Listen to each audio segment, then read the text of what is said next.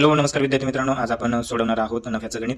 तर या ठिकाणी 400 रुपयांची वस्तू गणेशने विकून त्या ठिकाणी किती 20% नफा मिळवलेला आहे. तर अशा गणितामध्ये काय करायचं, 5 टक्केवारीचं गणित आलं तर या ठिकाणी सगळ्यात पहिल्यांदा तुम्ही ध्यानात ठेवायचं की 100 रुपये ही त्याची काय असायला पाहिजे, खरेदी किंमत असं पकडून सोडूयात आपण. त्यानंतर 20 रुपये त्यावरती झालेला आहे नफा आणि तीच किंमत जी आहे ती किती रुपये होईल तर 120. म्हणजे 100ची वस्तू 20 रुपये फायद्याने जर म्हणजेच नफ्यानं विकली तर ती 120 रुपयाला विकली जाणार. म्हणजे या गणितामध्ये खरेदी 100, नफा 20 आणि 120 रुपये विक्री. आता त्याच पद्धतीने 400ची वस्तू आपल्याला विकायची, तर 400ची वस्तू अगोदर काय काढायला लागेल, आपल्याला नफा काढायला लागेल आणि क्रॉस मेथडने आपण सोडवणार आहोत.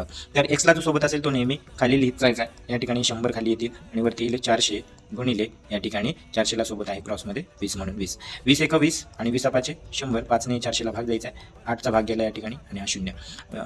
5 8 40 अशा पद्धतीने. तर किती रुपये नफा मिळाला पहा, एक्सची किंमत आली 80 रुपये. मग जर एक्सची किंमत 80 रुपये आली तर 400ची वस्तू आणि 80 रुपये अजून त्यावर नफा होत असेल तर त्या वस्तूची विक्री किंमत जी असणार आहे ती असणार आहे 480 रुपये.